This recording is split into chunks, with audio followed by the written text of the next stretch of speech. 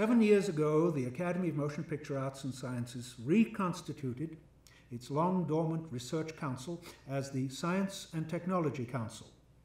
Among the many issues the original Research Council addressed was that of lighting for motion pictures, in particular making noisy arc lights compatible with the new sound recording equipment in the 30s.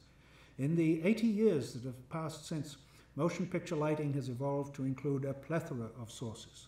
The familiar incandescent lamps have been joined by xenon, HMI, CID, fluorescent, and in just the last few years, solid-state lights, or LEDs. 4 years ago, the Council conducted a review of fluorescent lighting for motion pictures. Much was learned, particularly about the vagaries of such lighting in terms of color rendering. With this in mind, the Technology Council felt that as the introduction of solid-state lighting as a motion picture illuminant was still in a relatively nascent stage, we should assess the new technology before such problems could become embedded and possibly intractable.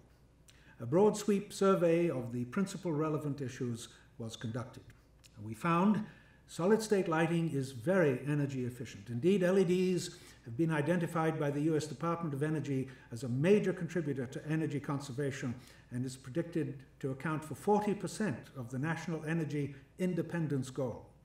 The DOE presently has a program to fund research in solid-state lighting to the tune of $75 million.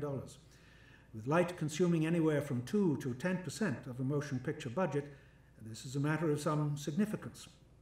Just as an example, it was reported to us that the cost of light for the 20th Century Fox 1997 film Titanic was approximately $10 million. And while the initial purchase cost is still high, LEDs promise eventual economy as their service life is vastly greater than their quartz-enveloped tungsten or discharge counterparts.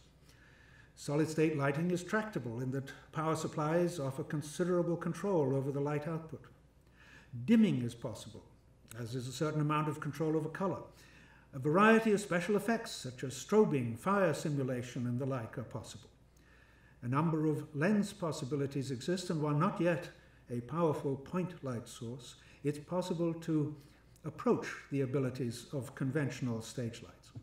However, terms like color rendering index, CRI, and color temperature, Kelvin, are bandied about in connection with the properties of such lights when their application is in fact confusing and irrelevant.